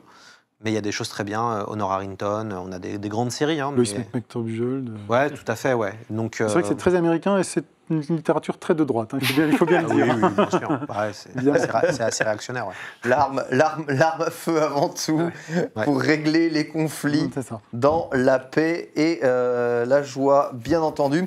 On parlait de l'impact un peu marketing, vous disiez la grande différence entre les grosses productions américaines ou japonaises et nos productions ici, c'est qu'évidemment le marketing et l'impact marketing est énorme sur la production des séries. Ici, lorsque l'on édite de la science-fiction ou d'autres genres, l'impact marketing, il est très, très, très réduit. Si vous ne pensez pas à l'impact du marché, exemple tout bête, tiens, en ce moment, super, je ne sais pas, il y a une nouvelle série Netflix qui fonctionne méga bien. Voilà, ça serait bien de publier un truc qui est dans le même genre que ça. Je sais pas, Dune, ça a cartonné. Oh, allez, on va faire un Planète Opéra un peu différent. Mais nous, à la française, façon franco-belge, c'est quelque chose que... C'est une logique de pensée que vous avez ou pas du tout? Oui, bon, c'est ce que je disais tout à l'heure sur le choix d'un projet. On a son coup de cœur personnel et puis après on essaye de l'inscrire dans un air du temps. Donc si on voit qu'il y a une tendance forte dans tel ou tel genre ou dans tel ou tel type d'univers, si un projet se présente qu'il est un peu formaté, je dirais... dans cet esprit, évidemment qu'on va l'accueillir avec bienveillance parce que le plan marketing, il se fait tout seul derrière d'une certaine manière. Après, il y a un équilibre à trouver aussi. C'est qu'il ne faut pas être 100% opportuniste non plus. Il faut quand même que derrière, il y ait un vrai travail d'auteur, une vraie proposition, des choses. C'est ça qui est assez délicat à trouver. Ou alors, on fait de la licence, ça existe aussi. Il y a telle série qui cartonne et on fait la BD de la série. Ça, c'est possible aussi. En BD, ça a pu arriver. Ce que je fais avec Ubisoft, c'est je fais les bandes dessinées des jeux vidéo. Mais surfer sur une tendance, juste pour surfer sur la tendance, je pense que si on reste que sur ce prisme-là, à mon avis, on se plante parce que c'est pas ce que les lecteurs attendent. Les lecteurs, ils veulent quand même être dépaysés. Ils veulent plonger dans un imaginaire d'auteur avant tout, quoi. Donc. En fait, la question, c'est les enjeux. Ça veut dire que chaque éditeur va sortir des dizaines d'albums dans son année et il va avoir des enjeux. Et en fonction de la taille de l'enjeu, le budget marketing sera conséquent. Donc ça veut dire que ça peut passer par des campagnes d'affichage dans le métro, ce qui coûte le plus cher, entre autres, de la pub cinéma, ça peut aussi arriver. Donc ça dépend de l'enjeu de l'éditeur. Là, je vois derrière vous, il y a Titeuf. Bien sûr, la base. Il y a de l'enjeu. Titeuf, ça a été de l'enjeu et ça en sonne encore, mais bon, je me rappelle au début, aux années 90, début des années 2000, c'était gigantesque, quoi. Titeuf, on donne combien de temps entre chaque album aux auteurs? On ne donne pas, c'est l'auteur qui choisit. Oui, maintenant l'auteur a le loisir de choisir. C'est l'auteur qui choisit. Bah voilà, Sylvain. Pour illustrer l'exemple de la vision japonaise et de la vision française, voilà, Titeuf serait un manga, il y aurait 200 tomes aujourd'hui et ce serait articulé vraiment 100% dans les commandes, la commande serait 100% entre les mains de l'éditeur. Là, nous aujourd'hui... Il y a quelques auteurs qui peuvent faire ce qu'ils veulent, mais c'est très très rare au Japon. Oui. En France aussi, c'est rare, hein, ceux qui peuvent faire ce qu'ils veulent. Oui, qui peuvent faire totalement ce qu'ils veulent. Tout ça, encore une fois, est une question de bonne entente et de bonne relation avec les éditeurs. Là, Zep, il est devenu Zep avec Titeuf, en enchaînant plusieurs albums, et puis au bout d'un moment, il a eu envie de tenter d'autres univers, donc d'aller vers d'autres éditeurs pour bien segmenter la manière dont il propose ses différentes œuvres et ses différents univers au public. Donc, chez Glénat, il fait Titeuf, et il sait que c'est un rendez-vous régulier qu'il doit entretenir, donc c'est un album tous les 2 ans. Un album tous les 2 ans, d'accord. Et entre les deux... Mais il fait d'autres trucs. Il fait des œuvres pour adultes, pour un public différent, chez d'autres éditeurs. Comme ça, il ne mélange pas sa proposition éditoriale. Elle est très claire, elle est très lisible, pour des publics différents. Mais nous, le rendez-vous, il est tous les 2 ans. Après, ce qui est chouette, c'est qu'on voit et je prends là, ce que là, je vois la BD La Bombe de Glénat, exceptionnel album. Je pense que c'était un vrai prix. Enfin, ça a dû coûter très cher à faire. Je vois la taille de l'objet, ça a dû coûter une fortune à faire. Mais quand on voit le succès qui est mérité, quand on voit l'enjeu, la prise de risque sur ce projet-là, donc qui explique comment il y a eu la bombe nucléaire, comment elle est arrivée. Ça, c'est exceptionnel. Hein. Et là, on voit vraiment, voilà, et on voit que le succès arrive aussi pour des projets événementiels. Voilà. Mais on revient toujours à ça. Ça veut dire que c'est un projet qui était ambitieux. Et les projets qui sont ambitieux, intellectuellement et qui pèsent lourd, c'est le cas, tu vois, ça pèse lourd, ça fonctionne aussi. Hein. Le public est pas stupide. Hein. Le lecteur, il sent tout de suite assez rapidement vers quoi il faut aller. Ouais, la bombe. Je sais pas où me tourner. Merci, voilà. Formidable. On n'est pas trop dans la science-fiction, là, quoique petit. Dans la science-réalité, je pense. Science-réalité, ouais. Parce que c'est l'histoire de la bombe. C'est l'histoire de la bombe. Mais en fait, c'est incroyable. Dans cette conférence science-fiction, j'ai l'impression que la science-fiction, c'est tellement un million de genres différents qu'en fait, c'est juste tout, quoi.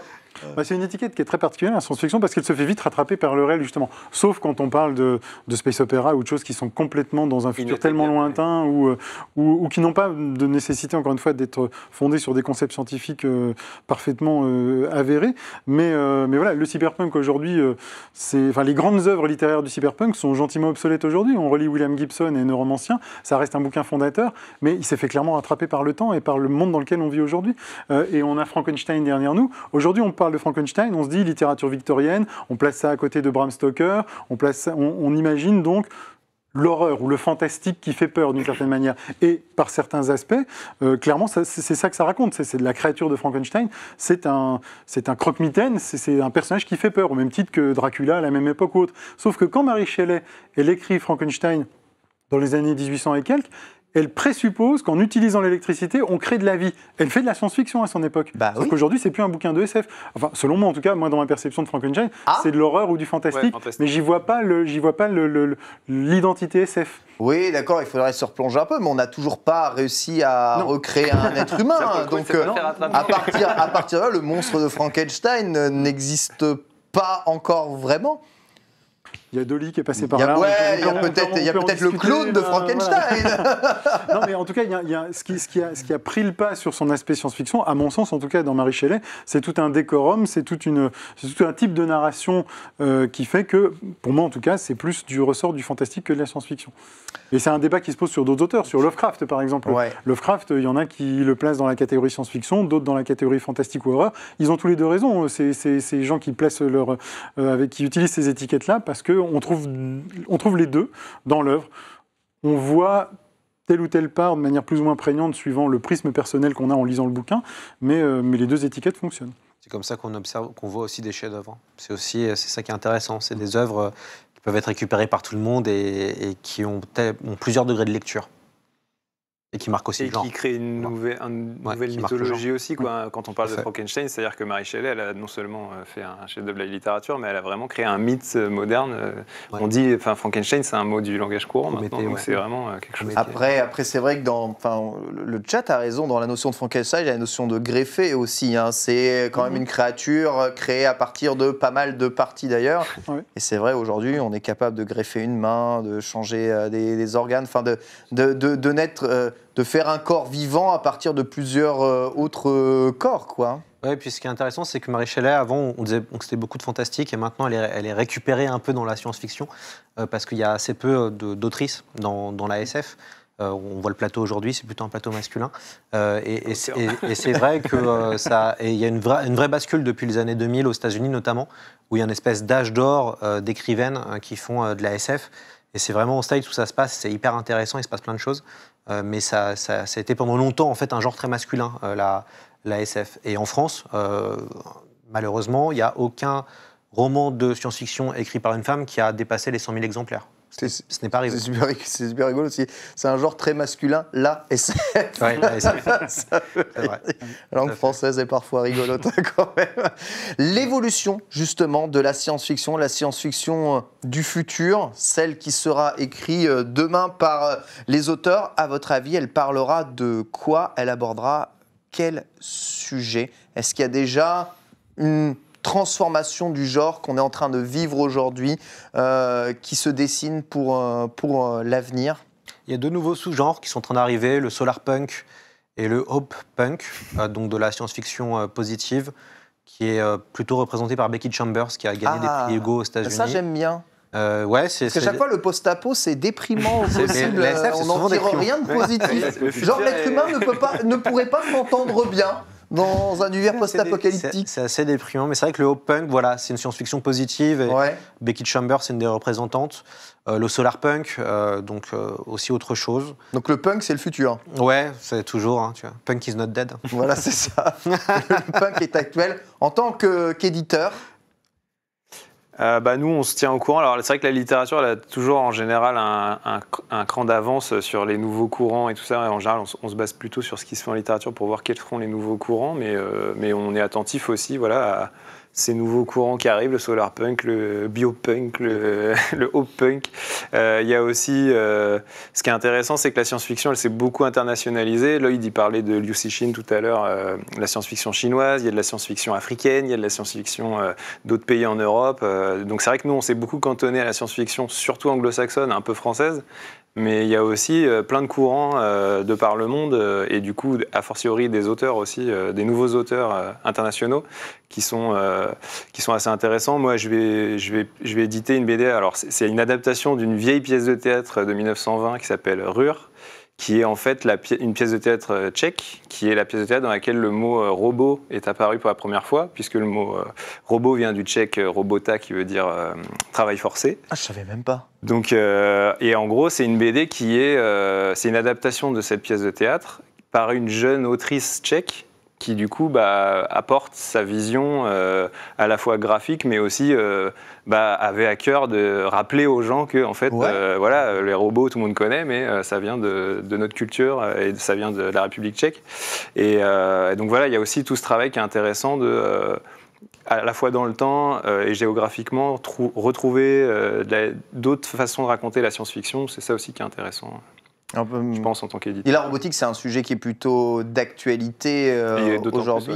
Dépeindre l'évolution de la robotique. On parle beaucoup de metaverse aussi dans l'actualité moderne. C'est une notion qu'on a vu déjà dépeindre dans Ready Player One ou dans d'autres œuvres de science-fiction. Vous pensez que c'est un thème qui va... Alors, le fait qu'on en parle plus comme étant quelque chose d'avenir proche, c'est un sujet qui va disparaître de la science-fiction ou c'est un sujet qui va être abordé justement parce que ça intrigue les gens aujourd'hui? Le créateur du thème métaverse, entre autres, c'est comment il s'appelle? C'est Neil Stephenson dans Le Samouraï virtuel, qui est un livre je crois de 91 ou 92. Il va être adapté prochainement.